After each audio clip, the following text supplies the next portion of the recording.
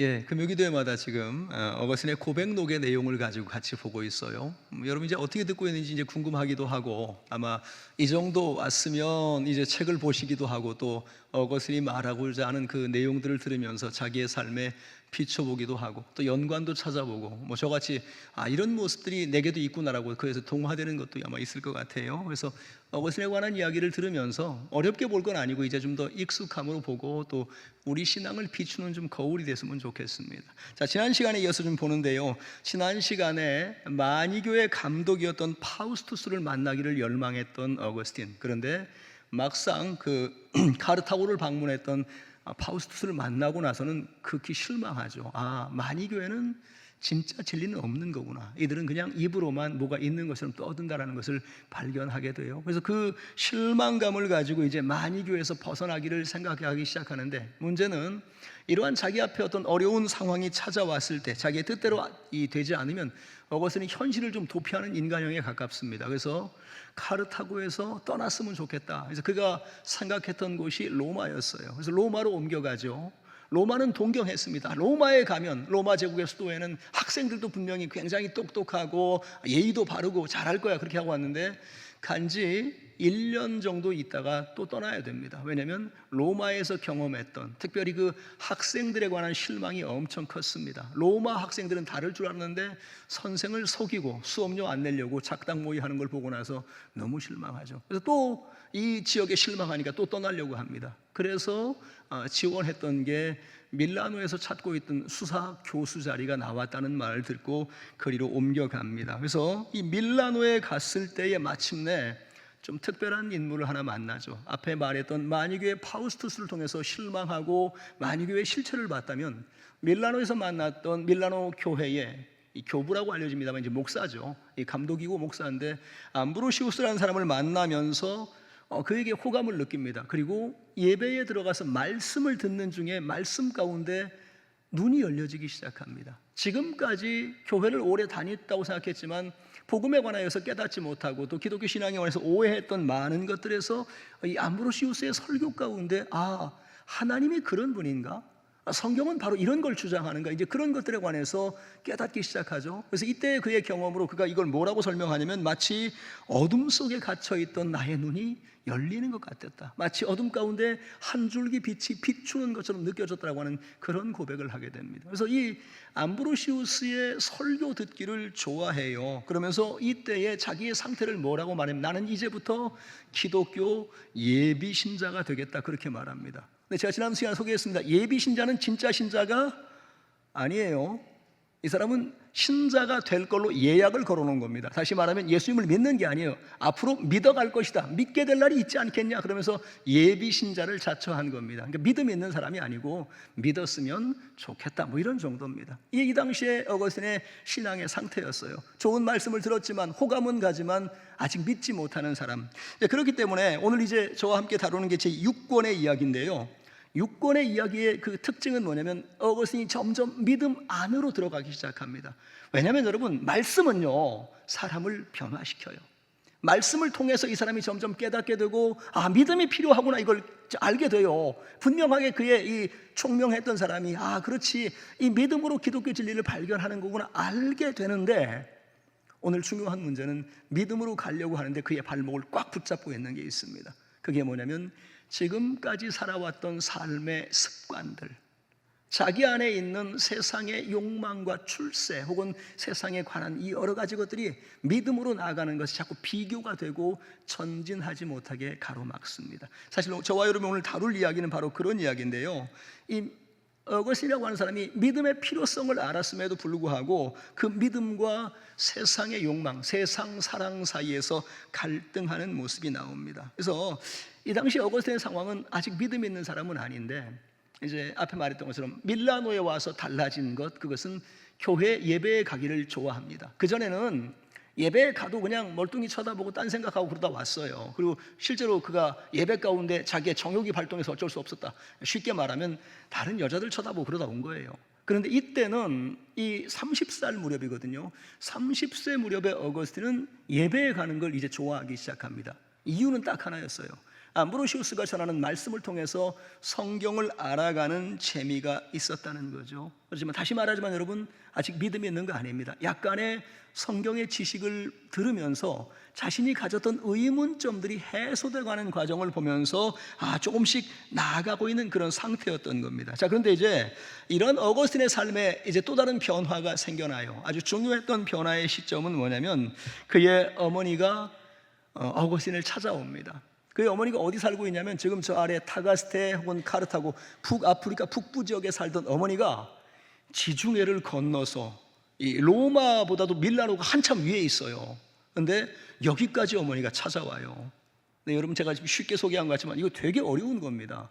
북아프리카에서 오려고 하면 이 한참 돌아서 육로로 오면 거의 뭐 몇 개월, 아니 거의 1년 넘는 시간에 육로로 이동해 오던가, 아니면 가장 빠른 길은 100길로 오는 길이에요. 그러니까 배를 타고 지중해를 건너오는 건데 그게 쉬운 거냐? 여러분, 어디를 생각하시면 되냐면, 사도행전에 가면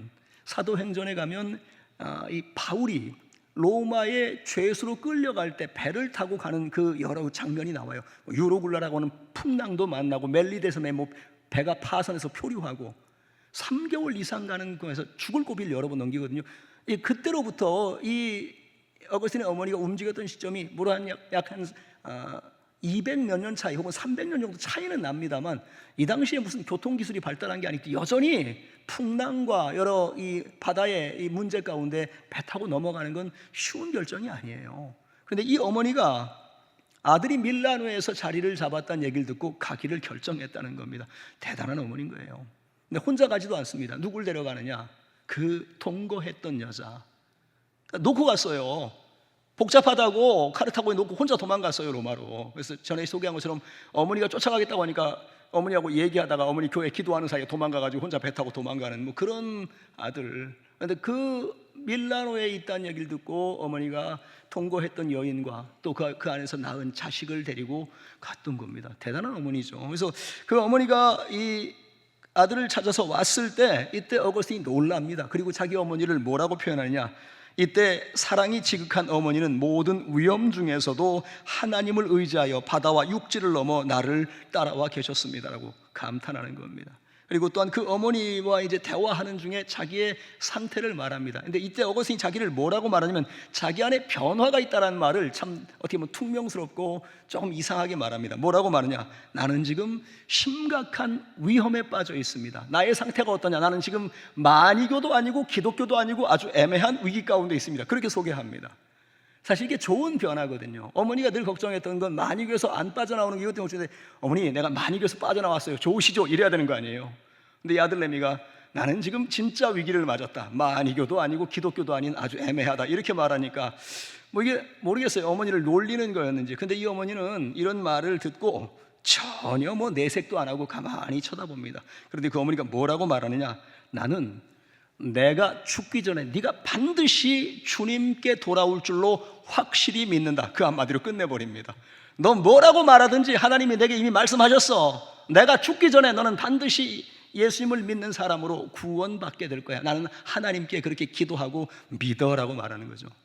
놀라운 어머니죠. 그러니까 자식이 여러 가지 세상 가운데서 똑똑하고 또 대단한 거 가지고 자기 어머니 놀리고 그렇게 말해도, 어머니만큼은 분명한 신앙을 가지고 자기 아들의 구원에 관해서 확신했다는 겁니다. 근데 이 모습을 보고 어거스틴이 자기 어머니를 바라보면서 감탄합니다. 그리고 이때 자기 어머니를 뭐라고 말하느냐? 마치 나인성 과부의 모습을 보았다라고 말합니다. 나인성 과부가 어떤 과부예요? 나인성 과부는요, 자식 없는 과부입니다. 왜냐하면 나인성 과부가 예수님을 만났을 때 자식은 이미 죽어 있었어요. 관뚜껑 덮여서 상여로 싣고 나가는 길에 예수님을 만났던 거예요. 즉 자식이 죽어버린 여자가 나인성 과부였어요. 근데 어거스틴이 지금 자기의 어머니를 마치 나인성 과부와 같이 말하는 이유가 뭐냐? 자기가 볼 때 그 당시에 자기는 이미 죽은 자와 같았다는 겁니다. 믿음 없이 만이교를 기웃거리고 기독교에 들어올 기회에 그 신앙의 기회가 있었음에도 불구하고 들어오지 않고 멈추어 있는, 마치 관 속에 들어간 죽은 아들 같은 것이 내 모습이었다는 거예요. 그런데 이 아들을 붙들고 끝까지 하나님 앞에 그 아들을 살려내려고 했던 그 어머니의 모습이 이제 보니 마치 나인성 과부와 같았다, 그렇게 말하는 겁니다. 그래서 어거스틴도 감탄한 거죠. 그래서 뭐라고 말했느냐, 마치 나인성 과부와 같이 이미 죽은 자와 같이 된 아들임에도 주님께서 반드시 이 아들을 살려주실 것을 믿는 분과 같았다라고 자기 어머니의 그 결연한 신앙의 모습을 보고 사실 감탄한 거죠. 어거스틴이라고 하는 사람의 외적인 모습은 어떠냐, 자기는 그래도 최고 학벌에서 뭘 배우고 지금 현재 뭐 강의도 하고 이런 거고, 자기 어머니는 사실 교육을 받아본 적이 없거든요. 그러니 얼마나 어머니의 말이 좀 무시되고 또 그랬겠어요. 근데 이때에 어머니 놀리듯이 내가 이렇다라고 말할 때 오히려 결연하게 너는 반드시 하나님께 돌아와서 믿음으로 살 것이다 말하는 그 어머니의 모습은 마치 그 주님 앞에 죽은 아들을 살려달라고 울며 기도하는 그 나인성 과부같이 보였다, 그렇게 말합니다. 사실 이런 좋은 어머니였던 거죠. 그래서 이 어머니 모니카가 여기 밀라노에 와서 어거스틴과 같이 살게 되면서 어머니로 인하여서 어거스틴이 사실은 영향을 받아요. 그 전에도 어린 시절도 어머니가 자꾸 교회로 밀었지만 이때는 이제 어머니의 신앙의 모습들을 조금 가까이에서 지켜봅니다. 왜냐하면 그 전까지는 뭐 카르타고에 가고 또 어디 가서 공부하고 뭐 한다고 사실 어머니가 신앙 있는 줄 알고 기도하는 줄은 분명히 알았지만 어떤 신앙의 모습인지 이제 구체적인 사례들이 좀 적었던 건데, 여기 밀라노에 와서 모니카의 그 예배하는 모습 또 순종하는 모습들에서 깜짝 놀랍니다. 그래서 이후에 나오는 이 모니카의 모습이 나오는데, 자 이제 어머니와 아들이 똑같이 밀라노 교회에 가기 시작했어요. 그래서 그 교부 암브로시우스가 설교할 때 사실은 뭐 어거스틴은 앉아가지고 이 똑똑한 말 하네, 좋은 말이 이러고 있는데, 어머니는 정말 믿음의 사람답게 그 설교 한마디 하면 너무 은혜를 받더라는 거예요. 이미 신앙의 사람이니까. 그래서 어머니는 뭐라고 말하냐, 야, 저 암브로시우스 목사님은 마치 하나님의 사람 같고 천사 같은 분이다라고 감탄하더라는 겁니다. 그만큼 어머니가 어느새 암브로시우스를 존경하는 마음을 읽었다는 거예요. 근데 그 대표적인 사건이 그냥 말에서 끝난 게 아니라 하나의 사건이 있었는데, 그게 뭐였냐면 이 어머니가 가지고 있던 하나의 습관, 즉 북아프리카 지역의 신앙의 사람들이 가지고 있는 이 불필요한 습관 하나가 있었는데, 그것을 암브로시우스가 했던 말씀 앞에 고민하더니만 자기를 바꾸더라라고 하는 얘기가 나옵니다. 자, 어떤 얘기 제가 알려드릴게요. 이 당시 사람들에게 가톨릭이라고 하는 아주 이 신앙의 상황이 어떻게 보면 좀 정립되지도 못하고 애매하게 이제 세워져 가던 그 시기에 이 사람들에게 신앙 가운데 가장 큰 문제 중에 하나는 하나님 그리고 예수 그리스도 성령으로 이루는 성삼위일체 하나님을 믿는 믿음보다 오히려 다른 것들이 훨씬 더 강하게 드러났어요. 그게 뭐냐면 첫째는 성모 마리아를 섬긴다고 하는 신앙이고, 또 한 가지는 뭐냐면 각 사람이 성인이라고 인정하는, 즉 뭔가 위대했던 신앙의 사람들을 성인, 세인트로 호칭하면서 그들을 섬기는 행위들이 나왔던 거예요. 이게 뭘까요? 우상숭배입니다. 냉정하게 말하기 우상숭배 맞아요. 근데 이 당시에 지금 AD 3세기 4세기에 이 흐름이 있어서 이 당시 교회 안에 있는 사람들이 이러한 습관을 가지고 뭘 했느냐, 이제 모니카가 살고 있던 북아프리카 카르타고 지역에는 어떤 습관이 있었느냐, 순교자, 성인이라고 일컫는 사람들의 묘지나 그들의 성상을 만들어 놓은 곳에 가서 거기다가 이 빵과 포도주를 쫙 깔아놓고 그 앞에서 제사하듯 혹은 마치 기도하듯 그렇게 한다는 거죠. 우리로 따지면 뭐예요? 제사상 차려놓은 거예요. 그런데 이 당시에 이 사람들의 신앙이라는 것이 신앙이 정립되지 않다 보니까 이런 일을 하고 있는 거죠. 그러니까 먹지도 않을, 먹을 수도 없는, 그리고 또한 신도 아닌 자기들 말에 순교자요 성인이라고 하는 그들의 이름을 불러가면서 그 앞에서 빵을 갖다 놓고 포도주를 따르고 하는 일들을 하고 있었다는 거예요. 그런데 이 밀라노의 주교였던 암브로시우스는 어떤 사람이냐, 그건 옳지 않다, 그건 하나님의 뜻이 맞지 않다라고 그렇게 말씀 가운데 가르쳤다는 겁니다. 근데 이제 모니카가 그걸 듣고도 깨닫지 못하다가 실제로 그 밀라노 지역에 있는 어떤 순교자 묘지 앞에 가서 그걸 하려고 했더니만 그 앞에 있던 사람이 가로막더라는 거죠. 당신은 누구냐? 암브로시우스 목사가 했던 말대로 우리는 이런 것을 하지 않는 걸로 정했다라고 하는 말에 모니카 깜짝 놀랍니다. 그리고 그거 가져와서 고민해요. 그런데 내가 이전에 가졌던 습관일지라도 암브로시우스 목사가 했던 말에 성경의 말씀이 그렇다면 내가 하지 않는 게 맞겠다라고 그 말씀 앞에 순종했다는 겁니다. 근데 어거스틴이 자기가 바라볼 때 어머니의 이런 모습은 사실은 어떻게 보면 그 어머니가 얼마나 이 목회자 이 암브로시우스의 말씀 앞에 이것을 권위로 인정하고 순종하는 장면이었는가 하는 부분입니다. 왜냐하면 이 시대 사람들이 고집스럽거든요.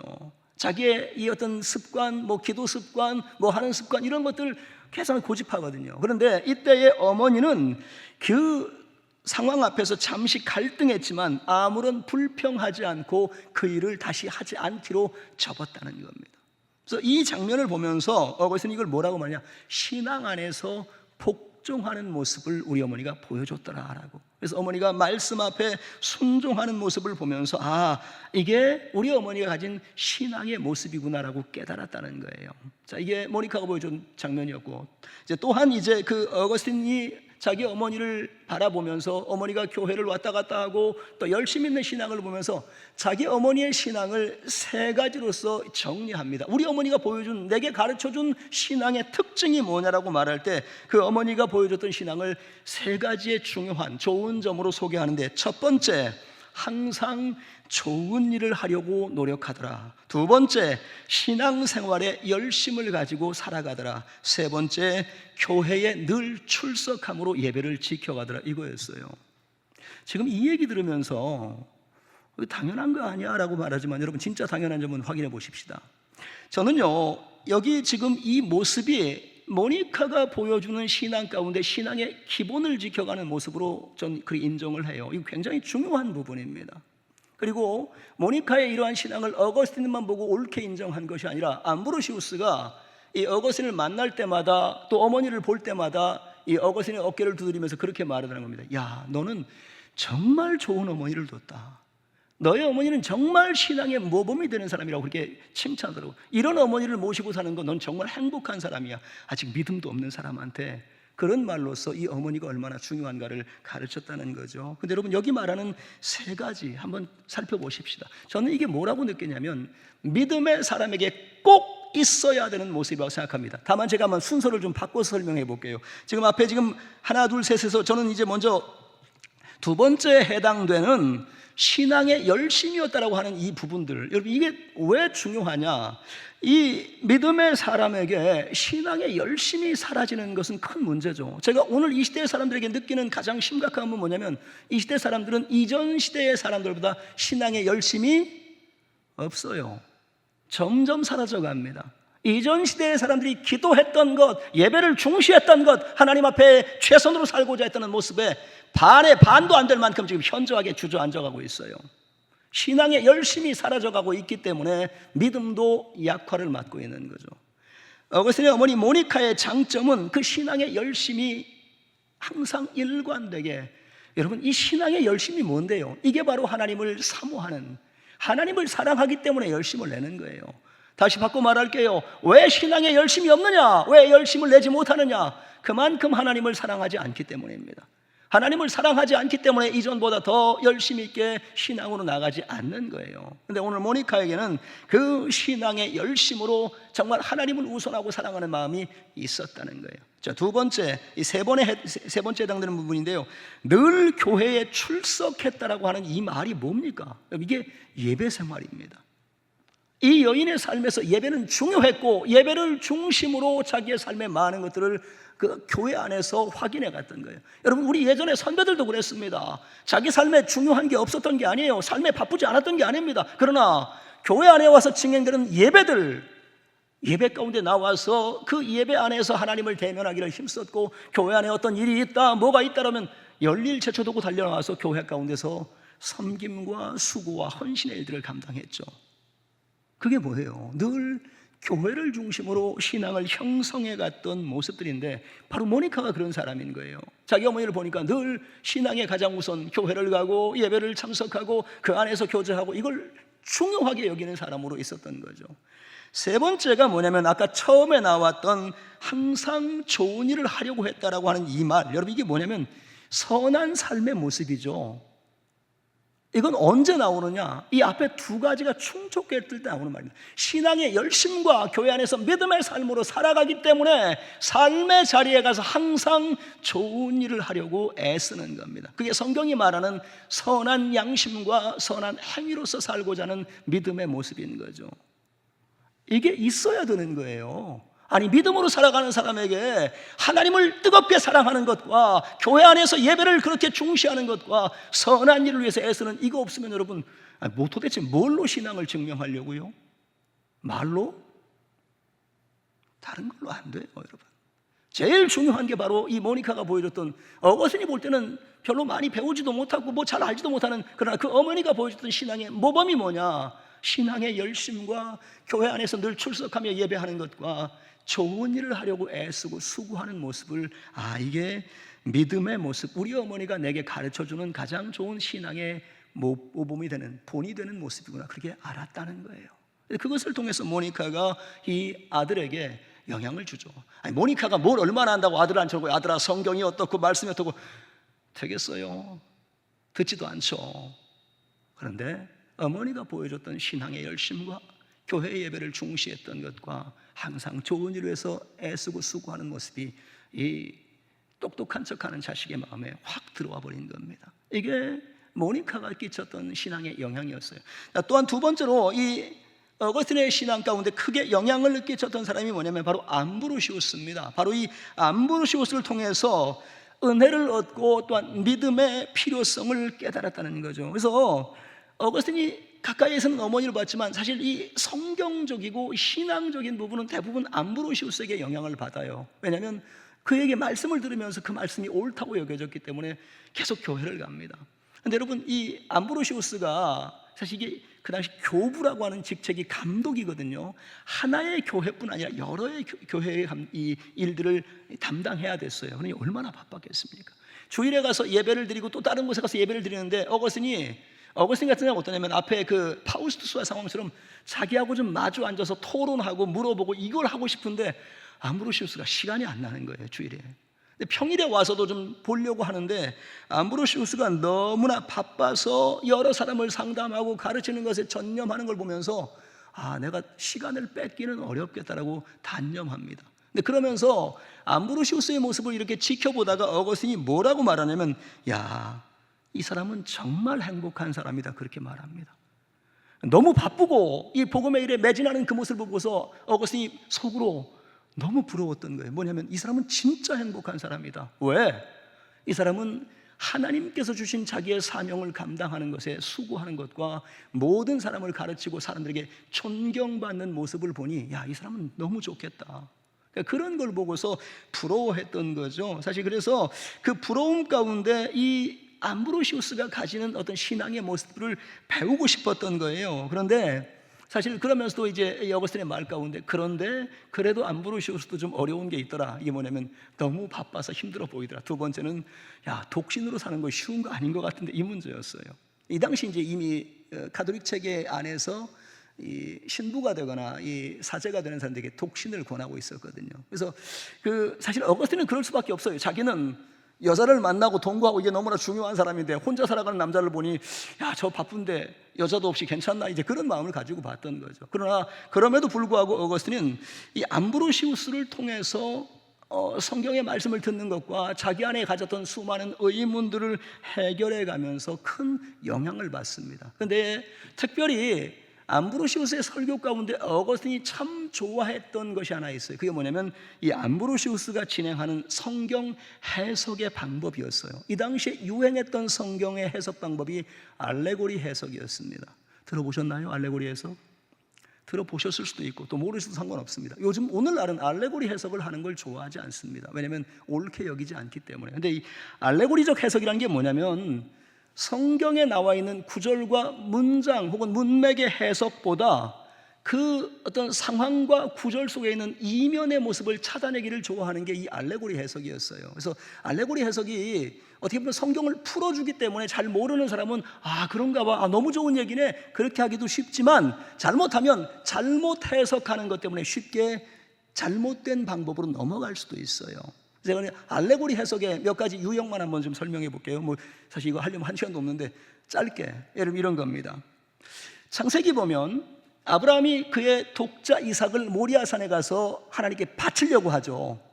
그건 뭐예요? 하나님께서 아브라함의 믿음을 시험한 사건입니다. 근데 암브로시우스는 이걸 또 어떻게 해석하냐면 이것은 하나님께서 그의 아들 예수를 십자가에 못 박기 위한 하나의 상징 같은 것이다, 그렇게 말합니다. 누가 보면 우와 대단한데 그렇게 보이지만 사실은 별로 관계없는 얘기입니다. 근데 그렇게 볼 수 있다라고 여지를 남겨놓은 거예요. 아, 그런 거다. 마치 아브라함도 독자 이삭을 주는 것처럼 하나님도 자기의 독생자를 주신 거다, 뭐 이런 식으로 연결 지으면 그럴듯해요. 그래서 사실은 뭔가 그 성경의 내용을 더 풍성하게 만드는 작업으로 이 알레고리 해석이 주요할 때가 있긴 해요. 근데 오류하면 이게 굉장히 오랫동안 잘못된 문제를 야기할 수 있어요. 예를 들면 또 이런 겁니다. 이건 이제 사실 이 알레고리 해석의 대가가 누구냐? 오늘 소개하는 바로 어거스틴입니다.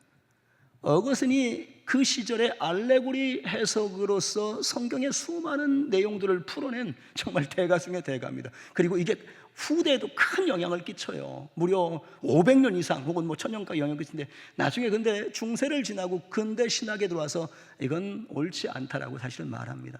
왜 그러냐면 이런 거예요. 이 어거스틴이 알레고리 해석으로 했던 대표적인 사건이 우리 여러분 잘 알고 있는 선한 사마리아 사람 이야기입니다. 뭔 얘기인지 아시죠? 선한 사마리아 사람.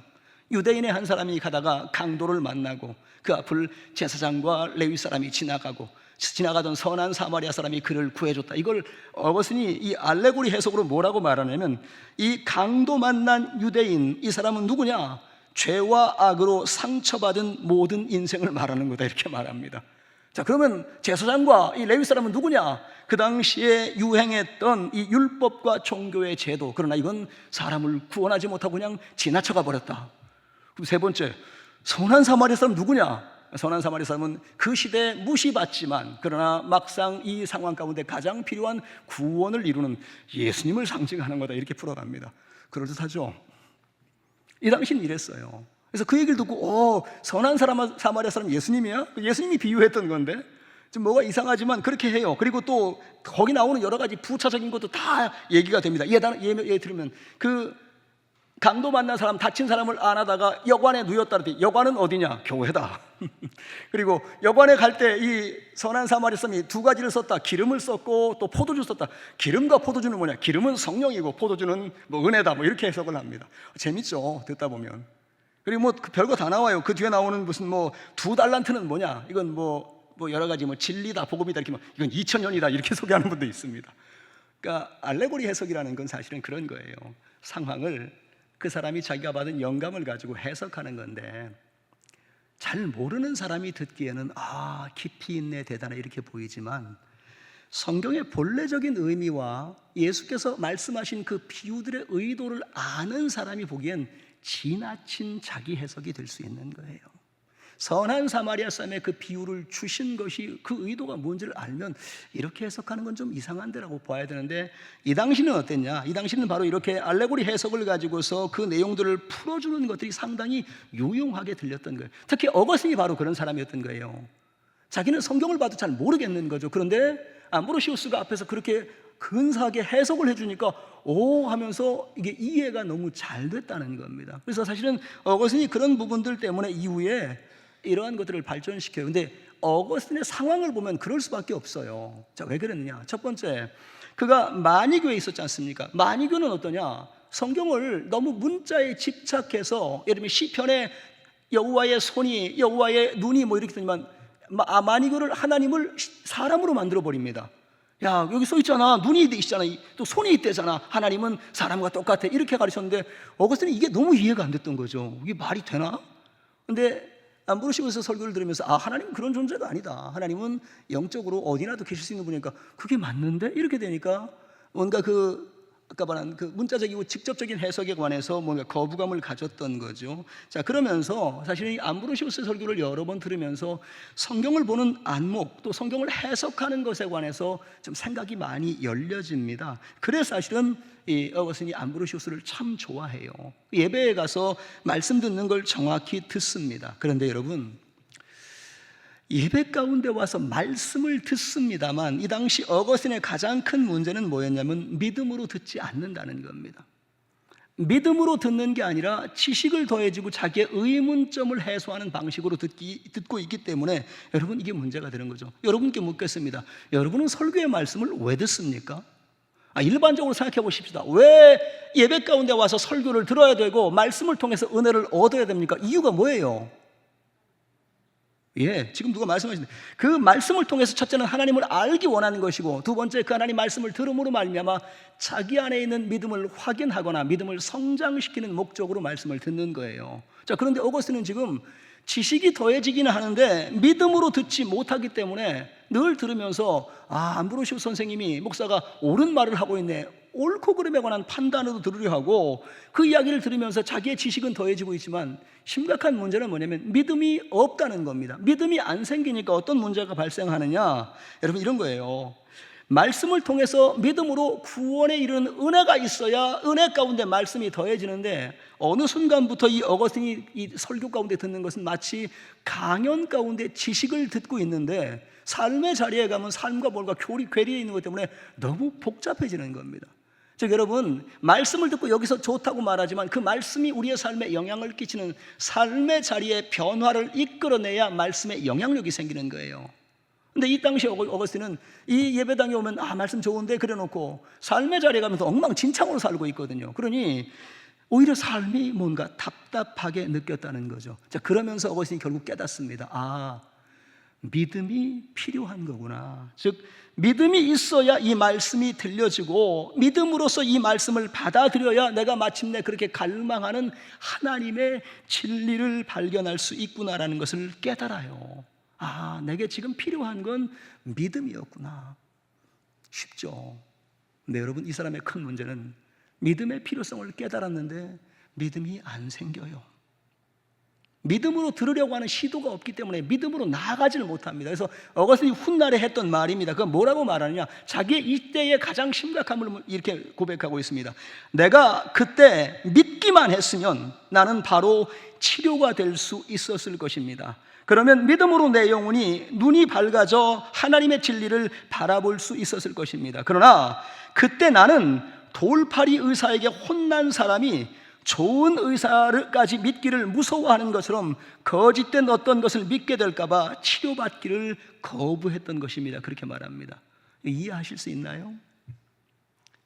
앞에 덮어놓고 만이글을 따라가서 만이글을 믿었던 그 9년간의 시간을 생각하면서 지금 어떤 두려움에 빠져 있느냐, 혹시 내가 이 기독교 신앙으로 뭔가 믿음으로 들어가는 건 또다시 그런 실패를 만나는 건 아닐까, 그 얘기입니다. 그래서 여기 나오는 돌팔이 의사에게 혼난 경험 때문에 진짜 좋은 의사를 만났는데 그걸 무서워하고 있는 것이 내 모습이었다. 그래서 내가 치료받기를 거부하고 있었다.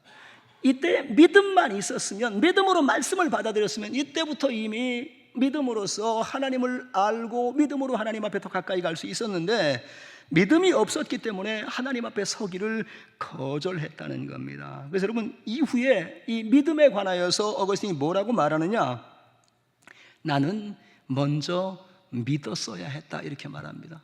내가 그 예배 가운데 지식으로서 말씀을 듣고 내가 뭔가 깨달으려고 했던 그 모든 수고보다 내 앞에 가장 먼저 있어야 될 것이 무엇이냐, 내가 먼저 믿었더라면, 내게 먼저 믿음이 있었더라면 다른 것들은 내가 그렇게 고생하지 않아도 내 안에 더해지고 쌓여지고 넓어졌을 텐데, 나의 눈이 열려지고 하나님 그분 앞에 정말 은혜로 나아갔을 텐데 믿음이 없는 상태로는 아무것도 알 수가 없더라. 그러니까 다시 말하지만 똑똑하고 책, 강연 혹은 설교로 영향을 받고 있지만 믿음으로 하지 못하고 있기 때문에 한 걸음도 나가지 못하고 계속 믿음이 있어야 되는데, 믿음이 중요한데, 믿음이 필요한데 그 말은 하고 있지만 정작 자기는 믿음으로 나아가지 못하고 있다는 거죠. 그래서 제가 오늘 여러분 이 믿음에 관한 이야기를 좀 해보고 싶어요. 여러분, 우리가 이해하면, 우리가 다 알면 믿어지죠? 그렇습니까? 말에 함정이 있다는 걸 잘 아셔야 됩니다. 여러분이 이해했다고, 여러분이 알았다고 믿어진다고 생각하는 사람은 상당히 잘못 알고 있는 사람들입니다. 여러분, 어거스틴이 바로 그걸 지적하는 겁니다. 우리가 만약 알고 믿으려고 한다면 알지도 못할 뿐 아니라 믿을 상황에서 믿지도 못할 것이다, 그렇게 말합니다. 그거 어떻게 아느냐? 자기가 그랬으니까.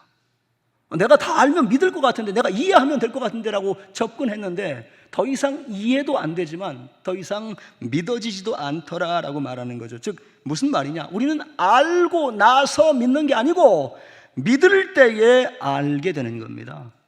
믿음으로 접근할 때 믿음 안에서 깨닫고 믿음 안에서 그것을 알 수 있는 거예요.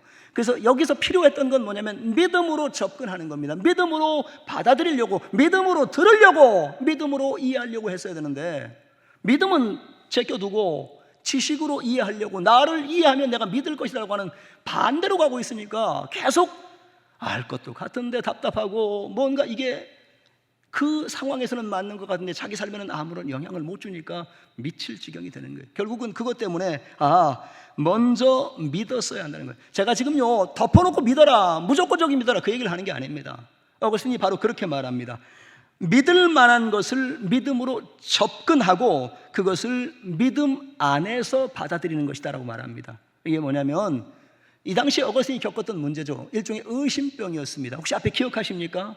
신플라톤주의의 철학을 받아들이면서 일단 의심하고 들어가자, 이게 이 사람에게 있었던 하나의 철학적인 관점이었어요. 두 번째, 만이교에 너무 많이 당해버려서 그 만이교의 어떤 이런 것들 때문에 하나의 트라우마를 겪고 있는 겁니다. 이제 못 믿겠는 거죠. 그러니 믿음의 소리로 들어야 되는데 믿지 못하는 건데, 그러니까 복음을 들었을 때 믿음으로 들으려 하고 믿음으로 접근하기 시작하면 복음의 내용이 무엇이며 내게 무엇을 주고 있는가를 분명히 알 수 있는데, 믿음을 버리고 들으려고 하면 그건 나와 아무 상관없는 이야기, 혹은 저 성경에 나오는 나와는 다른 차원의 이야기를 하는 것처럼 들려진다는 거죠. 그래서 어거스틴이 여기서 믿음으로 말할 때 바로 믿음으로 접근하는 것, 믿음으로 들으려고 하는 게 중요하다는 거죠.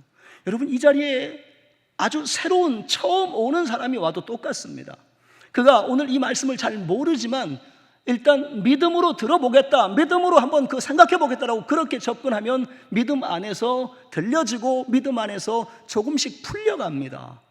문제는 뭐냐면 이미 믿음으로 하지 않겠다고 딱 벽을 쌓아놓고 얘기해봐, 내가 한번 들어볼게, 내가 맞나 한번 볼게, 이건 맞는가도 알지 못하지만 믿을 수도 없게 만드는 거예요. 그래서 어거스틴이 이때 이렇게 말합니다. 믿을 것이 무엇이냐. 그래서 어거스틴은 여기서 믿음을 강조하면서 믿음의 차원에서 필요한 두 가지를 말하는데, 첫째는 뭐냐면 하나님의 말씀인 성경을 어떻게 믿을 것인가. 두 번째, 그동안 교회 안에서 수많은 가르침을 줬던 이 교회의 권위를 어떻게 인정할 것이냐. 다른 건 모르겠지만 이 두 가지를 믿음으로 접할 때에 성경 안에서의 말씀 또한 교회가 가르치는 권위를 인정할 때 믿음으로 자라갈 수 있다, 그렇게 말합니다. 이건 왜 그러냐. 수많은 사람을 변화시킨 게 뭐예요? 뭐가 수많은 사람을 변화시킨 겁니까? 사건이에요? 상황이에요? 성경입니다. 어거스틴의 이르기까지 지난 300년 넘는 시간 동안에 많은 사람이 예수 그리스도를 생명의 주님으로 만났던 것은 전도자의 복음 전도도 있지만 그들이 열어주었던 성경의 말씀을 통해서 하나님을 발견했던 거예요. 그래서 성경 말씀을 인정하는, 성경의 권위를 인정하는 것이 중요한 믿음이고, 두 번째, 교회는 세상의 헛된 것을 가르치는 것이 아니라 믿음의 역사, 복음의 일을 가르치기 때문에 교회의 가르침을 인정할 때 그것의 믿음으로서 자기를 변화시킬 수 있다, 그렇게 말하는 거예요. 그래서 어거스틴이 당시 중요하게 여겼던 건 바로 그거예요. 다른 건 모르겠지만 교회 안에서 가르치는 성경의 권위와 교회의 그 가르침의 전통을 따라가는 것, 그걸 믿음으로 받아들일 수 있어야 한다, 그렇게 말합니다. 그래서 전 여기다 이제 좀 더해 볼게요.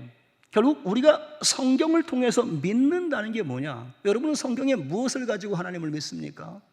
다양한 얘기가 있겠지만 어거스틴이 조금 언급했던 부분인데, 결국 우리가 성경을 통해서 발견한 것은 뭐냐면 하나님 그분이 살아 계시다는 것, 두 번째, 하나님 그분이 우리 인간을 돌보시고 다스리신다는 것, 세 번째, 오직 이 하나님 안에서만 진리와 구원을 얻을 수 있다는 것. 성경을 통해서 나오는 이야기를 믿을 때 그 하나님이 어떤 분인지 알고 하나님 안에서의 삶을 따라갈 수 있다는 거죠. 그래서 그것은 뭐라고 말하냐? 아까 말했던 성경의 권위를 인정하고 교회의 가르침을 인정하면 그 나머지는 하나님이 자연스럽게 인도해 가시더라. 그렇죠. 성경 말씀을 들으면서 믿으려고 작정했는데, 교회의 가르침에 관해서 신뢰를 가지고 있는데, 그러면 거기에 맡겼을 때 하나님께서 그것을 인도해 가신다라고 말하는 거죠. 그래서 사실 이건 어쩌면 오늘도 마찬가지예요. 오늘도 교회는 뭘 가르쳐야 되냐? 뭘 가르쳐야 됩니까? 하나님 말씀으로서 성경을 가르쳐야 됩니다. 그래서 교회가 가르치는 말씀의 권위, 또한 교회는 세상 것이 아니라 복음의 진리를 가르친다는 것을 사수할 때, 지켜갈 때 여전히 교회는 복음의 능력을 발휘할 수 있는 거예요. 바꿔 말해 볼게요.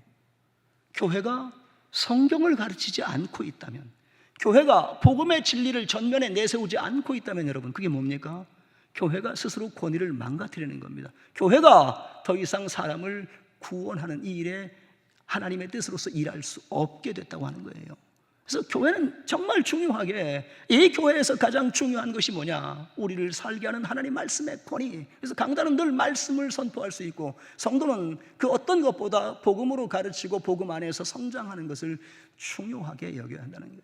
그래서 어거스틴은 바로 이런 부분을 통해서 이 당시 암브로시우스를 통해서 말씀을 들으면서 조금씩 자라가긴 했지만 결국 그에게 가장 중요했던 것, 믿음이 있어야 된다. 그래서 그런 말도 합니다.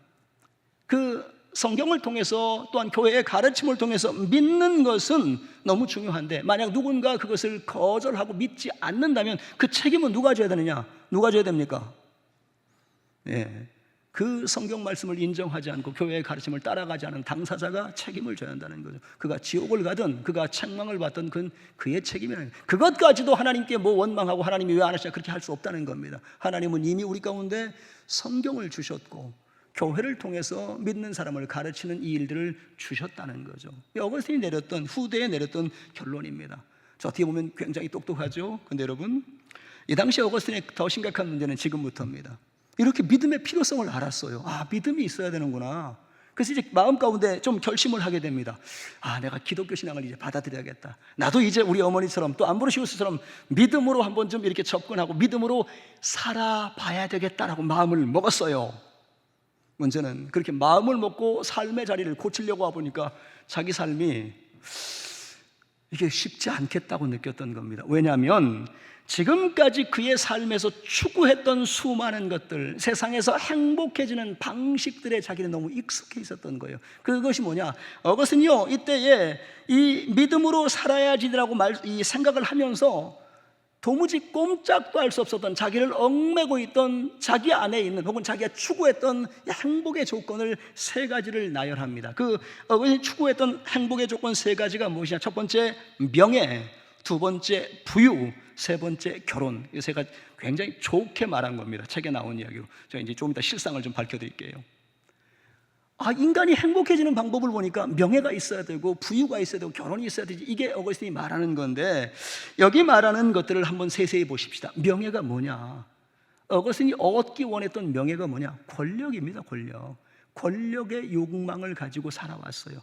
여러분, 이 당시 사람들, 제가 처음에 시작할 때 말씀드렸지만 왜 수사학을 배우느냐? 웅변의 능력을 가지고 청중을 감동시키고 혹은 왕의 책사로 들어가는 가장 빠른 지름길이었기 때문에. 그래서 이 당시 이 명예로서 주어지는 이 권력, 그래서 뭔가 설득하고 뭔가 논쟁하고 이런 능력이 탁월하면 왕의 옆에 올라가서 뭔가 직위를 얻고 뭔가 좋은 자리를 나아갈 기회를 얻는 겁니다. 그래서 여러분, 실제 이 당시에 바로 이때 30살 무렵이 됐을 때 어거스틴에게 기가 막힌 기회가 한번 찾아옵니다. 어떤 기회가 찾아오느냐? 이 당시 로마의 황제가 발렌티니아누스 2세였어요. 이 로마 황제 발렌티니아누스 2세 앞에서 어거스틴이 연설할 기회를 맞았어요. 이거 대단히 좋은 기회예요. 이게 별게 아닌 게 아니에요. 왜 그러냐? 여기 가서 이 연설이 대체로 뭐냐? 황제의 여러 가지 통치, 여러 가지 이 행위들을 치하하는, 이것들을 굉장히 좋은 말로서 아부와 아첨을 가지고 띄워놓는 거예요. 그러면 황제가 기분이 너무 좋으면 저 사람 써. 그래서 여기서 연설만 잘해서 황제의 눈에 들고 이름이 적히면 그 다음번에 어디에 시장이거나 어디에 지사가 되는 겁니다. 로마 제국은 넓어요. 그 넓은 제국에 어디든 간에 거기에 총독이 되고 시장이 되고 이 주지사가 되는 건 출세길이었어요. 근데 어거스틴이 바로 이 기회를 잡았다는 겁니다. 그래서 발렌티아누스 이 2세 앞에서 설 기회를 가지면서 마음의 기대가 막 차오는 거예요. 이제 어쩌면 정말 잘하면 최대치로 아마 큰 주 하나를 맡아서 다스리는 내가 도지사가 돼 있을 거야. 오늘날은 선거해야 되지만 이 당시는 황제의 이 귀에만, 눈에만 들으면 되니 얼마나 황금 같은 기회를 잡았다고 느꼈겠어요. 이 기회를 얻는 게 쉬운 게 아니에요. 근데 바로 이 기회 앞에서 굉장히 이제 고민하는 겁니다. 이거 잡게 되었는데 이 길로 가는 게 맞나? 이 고민을 하는데, 왜 그러냐면 사실 발렌티아누스 황제를 잘 알지도 못하고 그의 뭐 공적이나 이런 걸 잘 알지도 못해요. 지금 뭐 해야 되느냐? 가서 그 앞에서 있지도 않은 얘기하면서 거짓말 해가지고 아부에서 자리를 탈취했다, 얻어내야 되는 거예요. 그러니까 그걸 하면서 이제 마음 가운데 이 잘할 자신도 없는 데다가 어떤 문제가 찾아왔느냐. 야, 내가 이러려고 공부했나? 이제 회의감이 들어온 겁니다. 내가 저 사람 띄워주고 이 거짓말 하려고 내가 그동안 오랫동안 수사학 배우고 제자들한테 수사학을 통해서 살라고 이렇게 가르쳤나? 지금까지 이것 때문에 목적을 가지고 살아왔으면서 막상 그 상황 앞에 오고 나니까 이게 맞나? 어떻게 할 수 있을까? 이제 여러 가지 괴로움이 찾아왔던 거죠. 이게 이 당시 어거스틴이 겪고 있던 권력에 관한 욕망이었습니다. 자, 두 번째로요, 이 아까 나왔던 부유라고 말하니까 뭐 여러분 근사하게들이 뭐예요? 이거 돈 욕심 부리는 거예요. 돈 욕심 어디서 채워질 수 있냐? 아까 말했던 그 자리로 가면 됩니다. 그 자리에 가서 그 뭐 총독이 되거나 지사가 되면 착취하듯이 돈 긁어 모으면 됩니다. 그러면 자기의 부유가 만들어지죠. 이게 지금 이 사람 가운데 이게 나한테 정말 평생 쓸 만한 돈이 모였으면 좋겠다고 이 욕망이 그를 가득하게 채우고 있는 거죠. 이게 뭐예요? 탐욕입니다. 성경이 말하는 인간의 탐욕, 돈을 사랑함의 모습이 바로 이건 거예요. 들은 건 있거든요. 들었는데 일만하게 하긴 돈을 사랑하지 말라 그렇게 들었는데 지금 자기가 지향하고 나갈 길은 뭐냐? 이 착취해서 돈을 끌어모아야 되는 탐욕의 길 앞에 지금 나가려고 하고 있는 자기 모습을 보니까 너무 이게 이상한 거예요. 근데 이걸 또 더욱더 요즘 애들이 그렇게 말해요. 현타 맞았다고. 현실 가운데 보는 장면이 나옵니다. 그게 뭐냐면 밀라노의 시내를 지나가다가 한 거지를 만나요. 근데 거지가 뭐 하느냐? 뭐 항아리 놓고서 구걸하고 있는데 지나가는 사람이 던져주니까 그걸 받으려고 막 이러고 받습니다. 받으면 막 넙죽절하면서 고맙습니다, 감사합니다 한참 말합니다. 근데 거지가 뭐 하나 받더니만 그거 가져가지고 술 마셔요. 술 마시면서 세상에서 가장 행복한 웃음을 짓고 있는데 딱 그걸 보더니만 그 생각이 든 겁니다. 나도 던져주면 가서 받아야 되고 혹시 저런 즐거움을 찾기 위해서 내가 이 행복의 길을 지금 가겠다고 이렇게 내가 몸부림치고 있는가? 내가 혹시 쟤하고 좀 차원 다른 거지가 아닐까? 이제 그 생각이 들어버린 거예요. 굉장히 복잡해졌습니다. 근데 더 심각한 문제는 지금부터입니다. 어거스틴 여기 자기의 욕망 가운데 중요한 것, 앞에 말했던 권력과 탐욕 말고 결혼이라고 말했습니다만 제가 좋게 말했다고 하는 이유가, 여러분 어거스틴은 결혼에 대해서 별로 관심 없어요. 왜 결혼했느냐? 왜 17살 무렵부터 결혼하지 않고 동거했느냐? 성적인 욕망을 채우려고 했던 거예요. 그래서 지금 이때가 30살인데 13년 동안에 다행스러운 건 그 여자를 버리지 않고 또 어머니가 그 여자를 데리고 여기 밀라노까지 와서 그 여자하고 살고 있어요. 자, 그런데 이 여자와 이렇게 동거하면서 사실 이 여자하고 결혼할 마음은 전혀 없어요. 뭐 사실 결혼에 관한 행복 이런 거 없어요. 왜 이 여자하고 사느냐? 이 여자하고 사랑할 수 있으니까. 그런데 이때에 어거스틴이 지금 말했던 황제 앞에 나가서 연설할 기회가 생기고 권력으로 나갈 상황이 생겼을 때 이때에 이 어머니가 어거스틴에게 부축입니다. 이 동거는 이제 끝내자. 이 동거 끝내고 너 약혼하자. 너 명문가하고 연결해서 약혼해야 너 앞으로 성공, 출세, 탄탄대로 열린다라고 얘기했더니만 어거스틴이 그게 맞으니까, 그 당시 다 그랬으니까 그러겠다고 허락을 합니다. 그래서 어거스틴이 이때 약혼하게 됩니다. 여러분, 약혼하게 됐어요. 근데 이 약혼, 이 어머니가 서둘러서 약혼을 해서요, 어느 순간에 어떤 명문가라고 하는 그 집안과 연결돼서 약혼이 성사됐습니다. 그런데 여러분, 결혼한 처녀의 나이가 몇 살이었느냐? 자, 이제 맞춰보십시오. 몇 살이었을까요? 책을 한 번이라도 보신 분은 아실 수도 있을 것 같고, 그 여자가 몇 살이었을까요? 서민경 원사님, 몇 살쯤 됐을까요, 혹시? 그냥 이거 정답 없어요. 추측하건대. 모르시겠어요? 여러분, 이 여자의 나이를 이 책에 뭐라고 하냐면 정혼할 연령에서 2살 모자라는 나이였다, 그렇게 말합니다. 자, 이제 힌트 드렸어요. 정혼할 나이에서 2살 모자란 나이가 몇 살이었을까요? 몇 살쯤 정혼해요, 대체? 모르시는 것 같아서. 이 당시 남자는 14살에 정혼했고 여자는 12살에 정혼했습니다. 그럼 약혼한 신부의 나이가 몇 살? 30살 남자와 10살 이 소녀가 약혼했어요. 근데 문제는 뭐냐? 이 집안에서 정혼 연령이 안 찼기 때문에 2년 기다려, 우린 약혼만 하고 너는 그 사이에 가서 빨리 연설해서 너는 자리를 얻어, 이렇게 한 거예요. 자, 이 상황이 되니까 이제 복잡해져서 약혼은 성립이 됐어요. 약혼은 성립했고 데려와서 같이 진짜 어거스틴 말처럼 같이 사랑하고 해야 되는데 사실 10살짜리 아직 2년 남았다고 안 보내주는 상황. 이 결혼제도 보면서 지금 경악할 분도 있겠지만 여러분, 이 당시 로마는 사랑해서 결혼하는 그런 시대가 아니에요. 이 당시는 그저 권력을 얻기 위해서, 또 권력과 권력이 서로 연대하기 위해서 혼인의 제도를 사용했던 거예요. 그렇기 때문에 지금 사실은 가난하고 아직은 별 볼 일 없지만 가능성 있는 이 30살 먹은 총각과 별로 기대할 것 없는, 그런데 좀 부유한 집안의 10살짜리 딸아이가 서로 간에 연결되면서 약혼이 성립됐다고 말하는 이런 상황인 거예요. 이제 이렇게 됐습니다. 약혼이 성립됐습니다. 같이 살던 동거녀는 이제 어떻게 됩니까? 이런 사실을 저 집안에서 알면 좋아합니까? 안 좋아하죠. 그래서 어떻게 하느냐? 모니카가 설득합니다. 야, 얘는 이제 내보내자. 어거스틴이 반대했을까요? 동의합니다. 그러자고. 13년을 같이 살아왔고 아들도 낳았는데 출세 앞에 이 모자가 이 여인을 내보내기로 결정했어요. 이 여인이 그럼 안 가겠다고 완강히 거부했느냐? 이 여자도 돌아가는 건 너무 잘 알죠. 그리고 13년을 사는 동안에 아들도 낳았는데 어머니가 결혼하자고 안 하는 건 뭐예요? 안 받아들이겠다는 거지. 이 여자도 그걸 13년간 보면서 살아왔는데 왜 모르겠어요. 그래서 이 여자가 먼저 말합니다. 됐다고. 내가 떠나주겠다고. 그래서 이 여자가 아들도 두고 혼자 떠나갑니다. 그런데 이 여자가 마지막에 남겼던 비수 같은 말이 있습니다. 나는 다시는 결혼 안 해. 이런 말 왜 해요? 이 결혼 생활 하나도 행복하지 않았어요.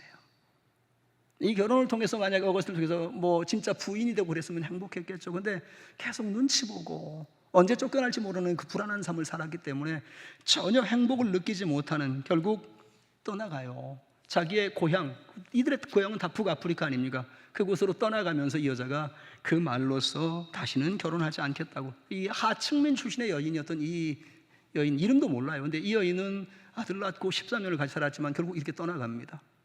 어거스틴이 마음이 아팠겠죠. 마음 아파합니다. 마음 아파하면서 핑계대요. 뭐라고 핑계대요? 사실 나는 그러고 싶지 않은데 우리 어머니가 자기도 다 동의했으면서. 더 놀라운 얘기는 지금부터입니다. 여인이 떠나갔습니다.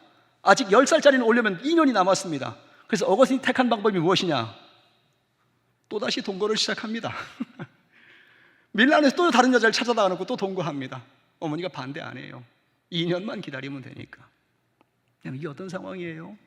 제가 재미있게 말하듯이 했습니다만 앞에 말했던 믿음의 중요성, 믿음으로 살아야지 되라는 것을, 그 중요한 문제를 발견하고 고민하던 중에 또 다른 문제를 만났는데 그 내면에 혹은 그 지금까지의 삶을 끌고 왔던 권력에 관한 욕망, 또한 탐욕적인 이 돈에 관한 욕심, 또한 성적인 것으로서 이 결혼을 채우고 싶었던 이것이 이를 붙잡고 있는 겁니다. 즉 믿음의 필요성과 세상의 욕망이 치열하게 갈등하는 상황을 나이 30에 맞고 지금 어떻게 해야 될 줄 모르겠다고 말하는 게 이 당시 어거스틴의 삶의 모습인 거죠. 여러분, 이 사람 성경을 모르거나 하나님을 모르거나 아무것도 없거나 이런 게 아니고 지금 이 시점의 상황은 성경을 통해서 하나님이 어떤 분인지 알기 시작했고 믿음으로 살아가는 것이 중요하겠구나, 믿음으로 살아야만 진리를 알게 되고 구원에 이르겠구나 깨달았던 순간, 마침내 사실은 그의 마음 가운데 하나님의 음성이 들려지고 가장 중요한 게 뭔지 깨달았던 거예요.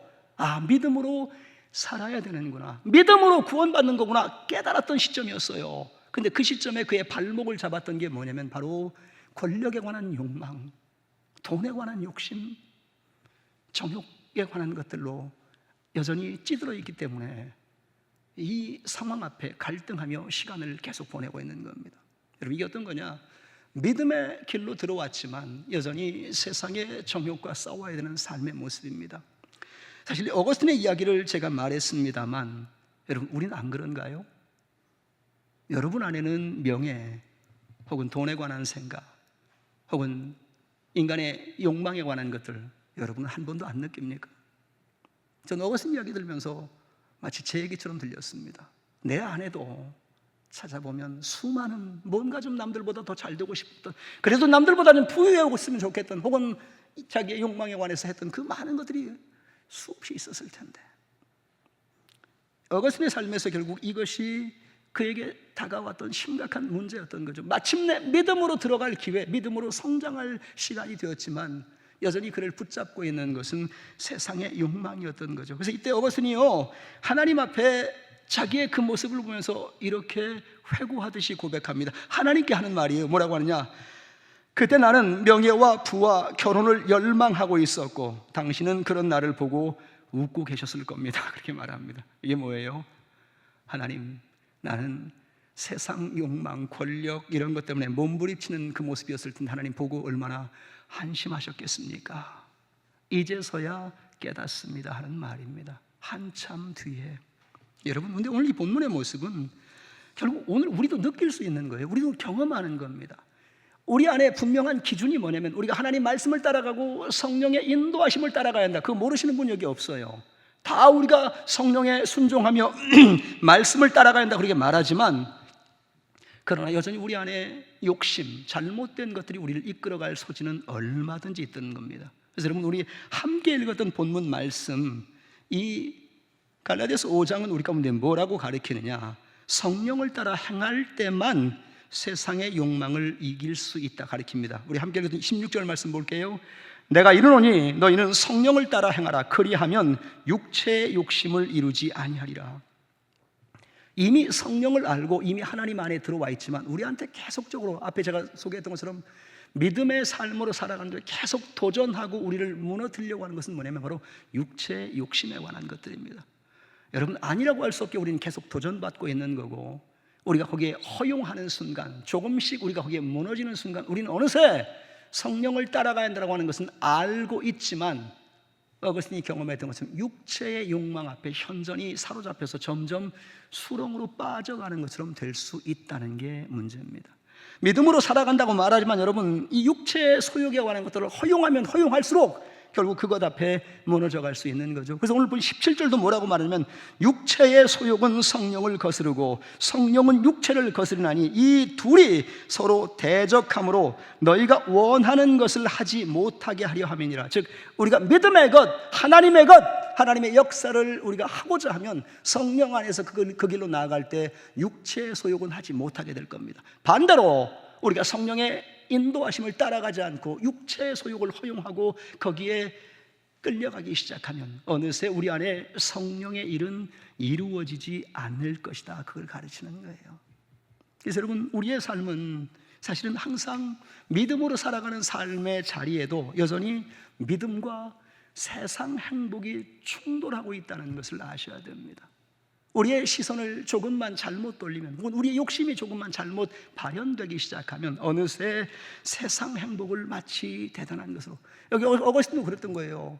이 세상 행복, 지금까지 30년간 추구해왔던 거 이거 놓자고 하니까 믿음으로 가야 되는 게 옳은데도 발이 안 떨어지고 계속 모여서 그 고민만 하고 있는 겁니다. 어떻게 자리 얻을까? 어떻게 돈 모을까? 어떻게 20살 차이 나는데 저 여자애를 내가 아내로 맞을까? 이런 고민하고 있는 게 그의 현실이었던 거죠.